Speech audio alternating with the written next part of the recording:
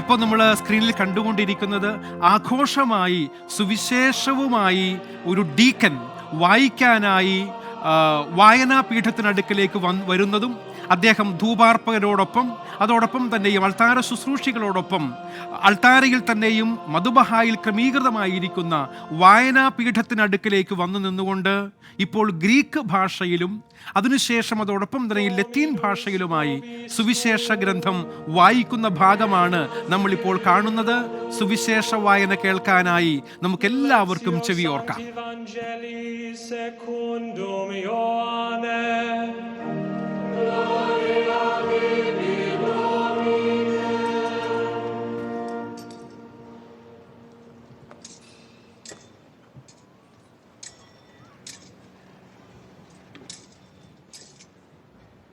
Swiss ഗാർഡുകളെ എങ്ങും നമുക്ക് കാണാൻ സാധിക്കുന്നു. സുവിശേഷ ഗ്രന്ഥത്തെ ധൂപിക്കുന്നു. ലോക നേതാക്കന്മാരെല്ലാവരും ഈ വിശുദ്ധ കർമ്മങ്ങളിൽ പങ്കെടുക്കാനായി ശ്രദ്ധയോടെ നോക്കി നിൽക്കുന്നു. ഒപ്പം സഭാ തലവന്മാരെല്ലാവരും സഭാംഗങ്ങളെല്ലാവരും വിശ്വാസി സമൂഹം മുഴുവനും പ്രാർത്ഥനാപൂർവം കത്തോലിക്ക സഭയെ നയിക്കുന്ന പരിശുദ്ധ പിതാവ് ലയോ 14 മാർപ്പാപ്പയുടെ സ്ഥാനാരോഹണ ചടങ്ങിന്റെ ഭാഗമായുള്ള ഈ പരിശുദ്ധ കുർബാനയുടെ സുവിശേഷ വായനയ്ക്കായി കാതോർക്കുകയാണ്. ലയോ 14 മാർപ്പാപ്പ അദ്ദേഹത്തിന്റെ സ്ഥാനിക ചിഹ്നങ്ങളിൽ ഒന്നായ അംശവടി, ക്രൂശിതനായ ക്രിസ്തുവുള്ള അംശവടിയും പിടിച്ചുകൊണ്ട് നിൽക്കുന്നത് നമുക്കെല്ലാവർക്കും കാണാൻ സാധിക്കും.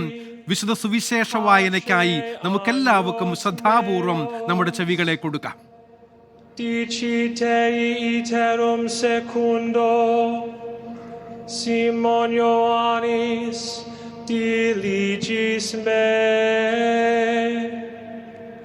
ait illi etiam Domine tusis quia amote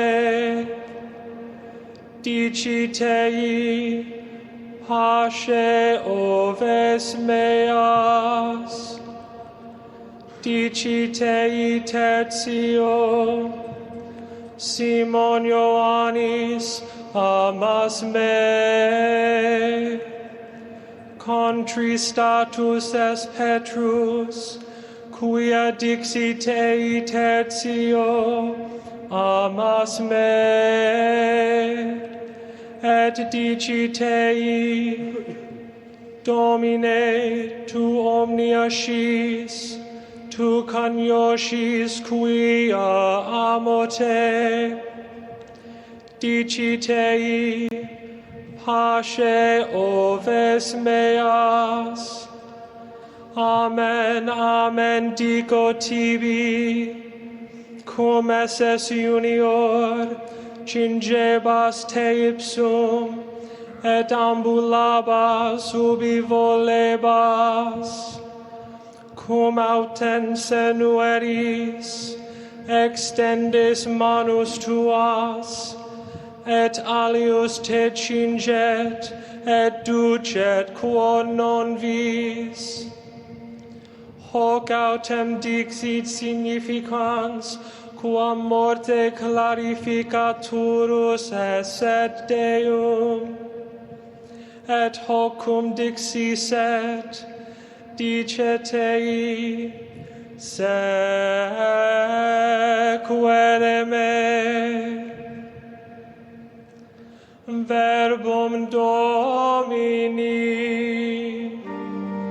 Laus tibi Christe.